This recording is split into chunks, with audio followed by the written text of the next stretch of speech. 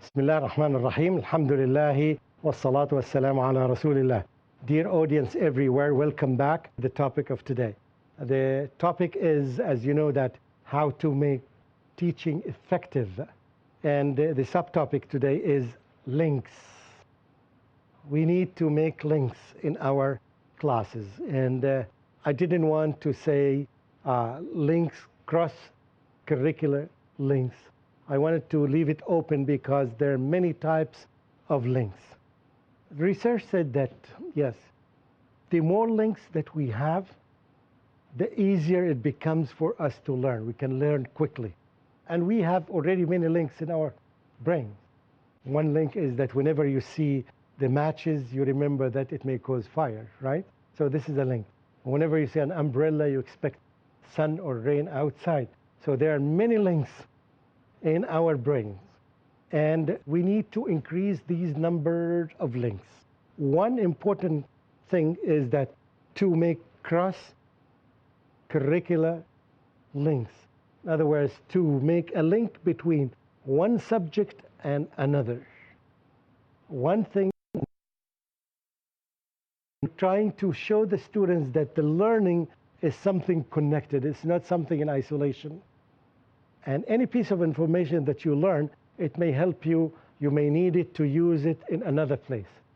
So that's why we teach people, for example, mathematics, although they may be experienced reciters of the Quran. So when we put our program that this person will be specialized when he graduates to be specialized in the Quran, yet he needs some information about mathematics, he needs some information about science. Yeah, and that's why it would be very good when you plan your lesson, you make a place that links, call it links, link with other subjects. And Quran is the best, I think, subject matter that you can link it with any other thing. It has mathematical things, it has scientific miracles, it has linguistic aspects, so you can link it with anything that you want. And in this way, you feel. So we've seen some good examples of this. A teacher of Quran, for example, when he comes during his lesson, you would find the teacher of science coming, visiting him, and yes, he would spend 5 minutes or 10 minutes explaining the miraculous aspect of the Quran that the students are studying, okay? And then he would leave the room. So two teachers in the same lesson. It's another thing. If you can do it yourself, do it, fine. But I think if you have another one who is more specialized, let him come, and it becomes enjoyable for the children. Even if you don't find among the teachers, you can ask some parents, right? And I will talk this in details when we talk about involving parents in teaching. Yeah, this is something also important. So this is a type of link between subjects. Okay, we said also there is another type of link, is that linking the students with the local community that they live in. So they would be linked with them. Because if you leave them for the textbook, sometimes this is very clear in private schools, when the students study American curriculum or UK curriculum or French curriculum, and they are living here, gradually they feel isolated. They do not belong to this community. Although they are living physically here, but they don't belong mentally, they don't belong here. So linking anything that's happening in the lesson that you teach, link it with the local community, with Mumbai, then link it with the national community, with India, then with the regional community, then with the international community. So you can call it global. So local, national, regional, global. It's not necessary that you use all of them every time. So you jump from local to global, that's fine, right? Sometimes even it's not applicable to your local, so you link them with global things, right? So again, this is a type of link. Another type of link, can you think of anyone? Yes, please. Linking the past with the present. Yes, linking the time, past, present, and perhaps future. What do you expect that will happen after 10 years or after 50 years? You see what I'm saying? Let the students think in the future. So link the past with the present, and you open the door for speculating what's going to happen in the future. It's something very important, linking the time element. So you wouldn't say that those people, yes, are away from you. Okay, what else? What other links? Don't think everything comes from me. Huh? Linking personal experiences. Oh, yeah. You should have a whole yes, topic about it. The learning personal experience. Personal experience. What is your personal experience? You speak about something. Let's say they talked about match and fire. Have you ever seen a fire by your eye? Have you ever? Yes. Anything that you are teaching, ask them, what is your experience? Have you ever seen this? Have you ever visited the zoo? Have you ever seen a lion out of the zoo? Right? So try to link this with the personal experience because it lives. Anything that's related to you. For example, we say that the closer the things that are to you, the more you learn, the quicker you learn. When you teach, for example, colors in the classroom or outside the classroom, teach students the colors in the clothes that they wear. It's pretty close to them because every day he would wear something like this, so he would know the color of the thing that it touches him. It's very close to him. So the possibility of forgetting it is very limited. And instead of putting some colors here, I can say, I don't know whether this is red or not. I can say that this is red. But it's easier to say this is red. This is not red, by the way. But anyway, so you see the difference? The color is the same color, but this is close to the person. Yeah, so this also has part of it is embedded in the personal experience. Now I'm experiencing wearing these colors. Do you understand this? I hope when you teach the colors, you do this. Again, if you teach any subject related to the personal experience, somebody, you're talking about Mecca and Medina and Jabal Uhud. Have you visited Mecca and Medina? Tell me. Did you go? Did you climb Jabal Uhud? How does it look like? Is it as large as this? Is it? Let them talk about their own experience. And students feel very fluent when they talk about, especially the weak ones. This is where you encourage the weak students, right, to participate. Yes, please. Linking the concepts with the practical application in daily lives. Yes, yes, concept. We made an example of theoretical math and math, practical math. The more practical, the better, because everyone say that when you learn something in practice and you practice it, you know it very well. When you don't practice it, you forget it. For example, you switch the light on and switch the light off. Is it something difficult? It's very easy, right? Why? Because you've practiced it in your life 2 million times. So it becomes very easy. The same thing applies to computer, the same thing about driving, the same thing. So if you practice something, it becomes easy for you to maintain for a long time. This is good. Another thing? You can also link the cause and the effect on what we are teaching. Very good.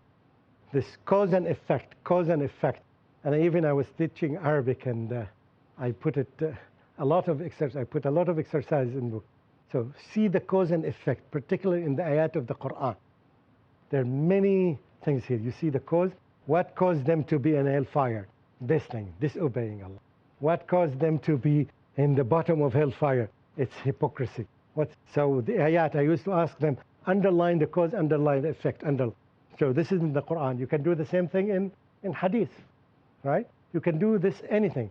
This relationship is very important in subjects. Cause and effect, cause and effect, cause and effect.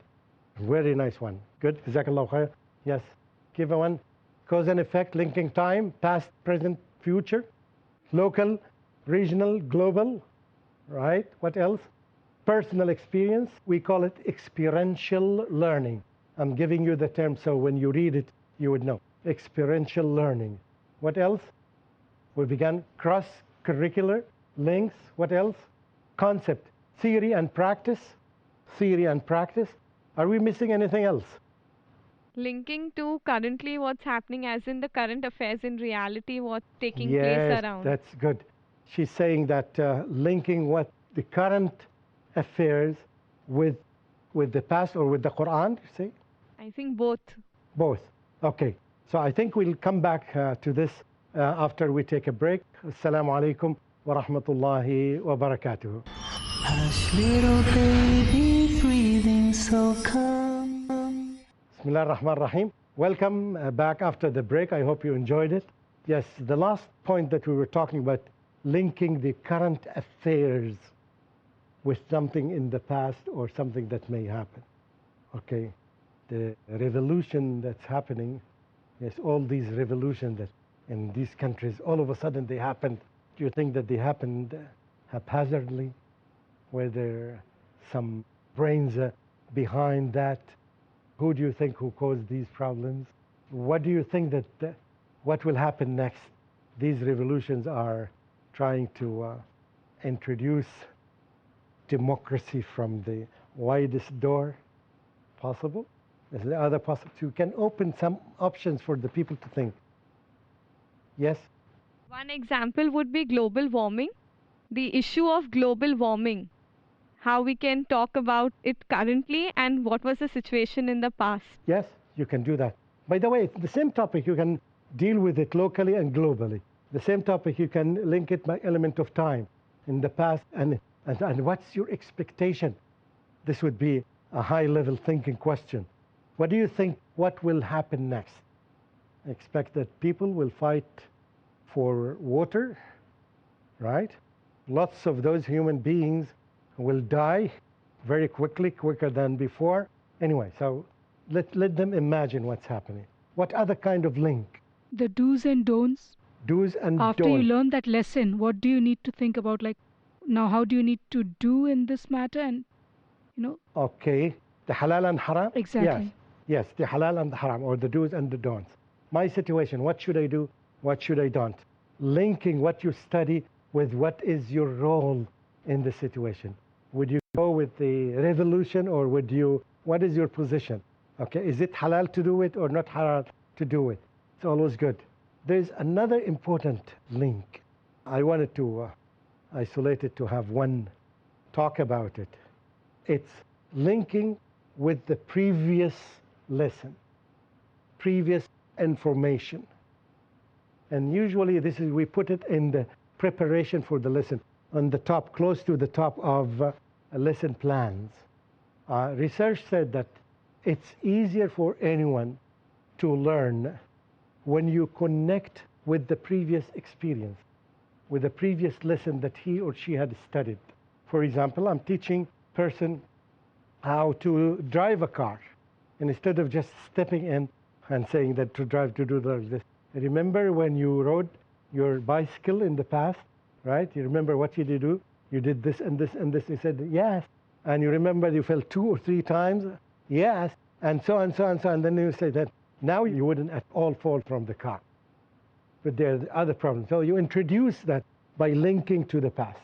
When you talk about the present history, right?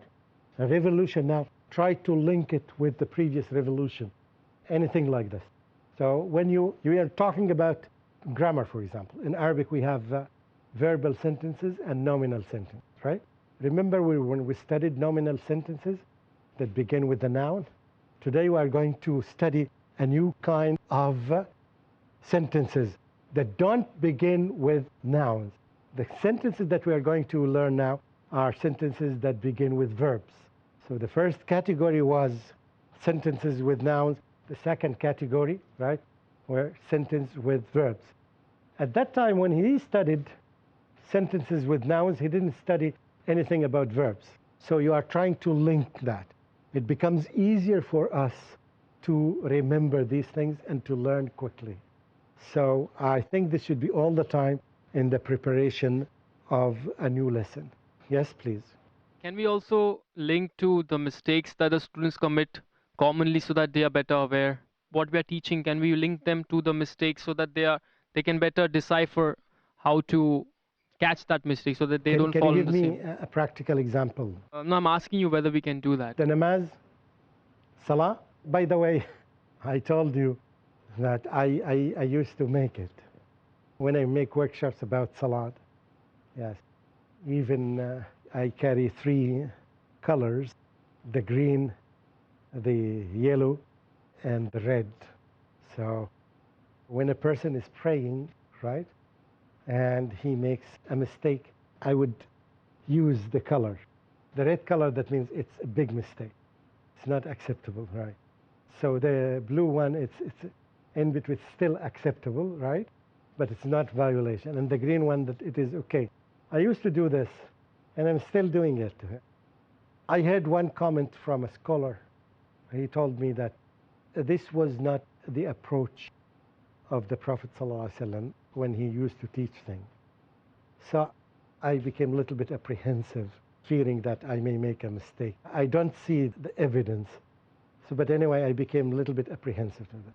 So I hope this is my answer. Good. Yeah, so anyway, you can see from our discussion, it's an endless chain of links. We mentioned the most important, which are the cross-curricular, other subjects. But still there are many. And there are some that perhaps we didn't remember right now. But there is a way anyway. But the golden rule here is that the more links we make, the easier it becomes for children to learn. And now it is your duty, right, to think of your subject matter and something very specific and say that I am going to link it with something specific, okay? Think of the subject that you teach, public speaking or English. How can you connect English? Depending definitely on the theme. But you remember that one of the themes was such and such. So now tell me, how are you going to link it with the Seerah or the Quran or any other subject? It's your job. I'll give you some time to think. I'm sure that some of you are quick learners. Did you get something to say or not yet? Yes? Subject English. Subject is English. Grade? Grade 7. 7. Listing down the advantages and disadvantages. You're linking the benefits and limitations. For example, of television, mobile phones. Okay. And the children can build up on their essay by linking the two. So what are you linking here? The advantages and the disadvantages. Linking the advantages and the disadvantages. I don't see the link very clear. It's a technique by teaching any subject when you talk about a topic, advantage and disadvantage. Another technique when you deal with television, you can deal with it, for example, from the perspective of time. In the past, in the present, what will it be? I think it's a technique of teaching more than the link here. I want you to tell me that when I teach television, about television, I link it with for example, the internet. I link it with something in the Quran, something in the Sunnah. That's what I expect. I hope I make myself clear. Again, you can see how difficult it is, because you will confront a situation when you are planning a lesson and when you try to link it, right? So we are learning how to make it now. Good. Go ahead. It's for standard 8. For what? Grade 8. Grade 8. Grade 8. Subject? Subject is Aqidah. Subject is Aqidah, okay? So I'll be linking it to a current affair. Recently in our country, India, there was a god man by the name Satya Sai Baba. Okay. He's God? He was a god man. He was a god man, okay. What is a god man? Huh? God taking the form of a human being. Okay, good. According to their beliefs. Oh, yeah. So he had prophesied. And how many of these are available? Many. Many. Especially in a country like India. Okay.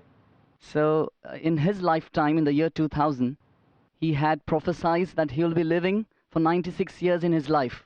And he had claimed to know the knowledge of the future, claimed that he will die at the age of 96. He will die at the age of 96. And he recently passed away 1 month before at the age of 85.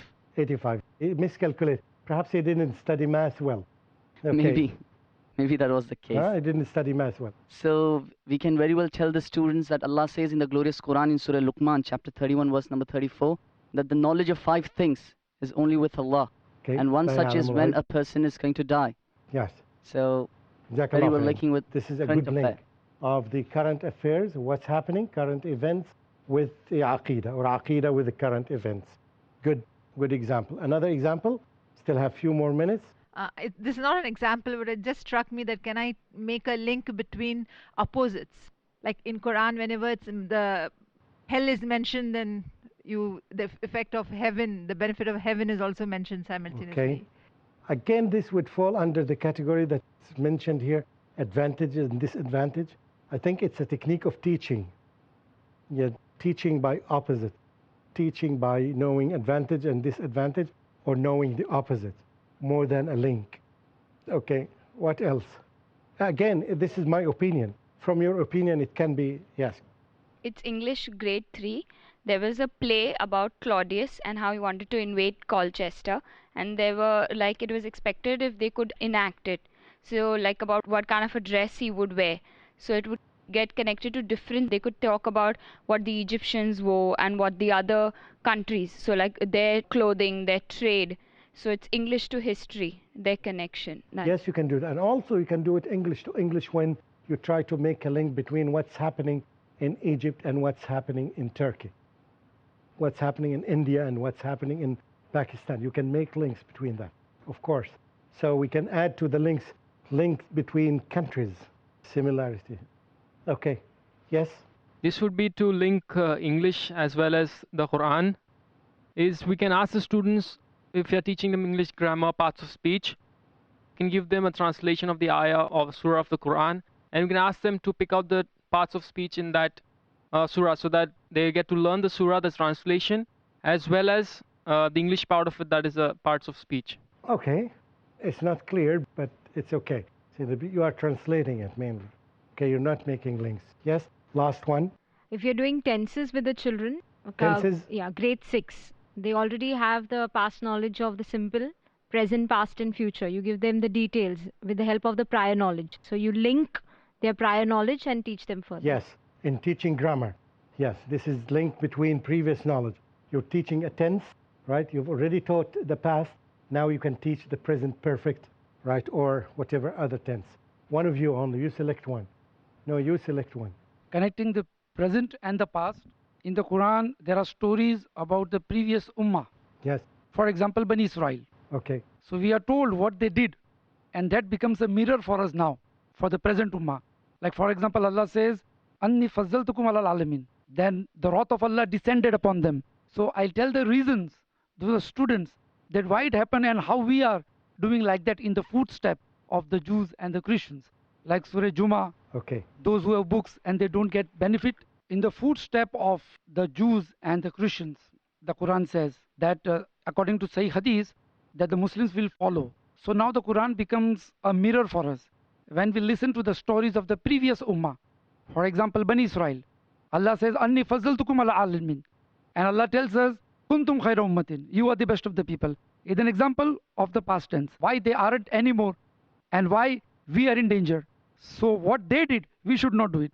And the Quran gives a lot of examples how they rebelled against their prophet. It's valid between the past and the present with some reservations. Okay? The time is over now. I thank all of you and I hope you benefited from this. Wassalamu alaikum wa rahmatullahi wa barakatuh. Little baby, pure and small, He created you, He created us all. Hush, little baby, don't you fear, we're never alone when Allah's so near.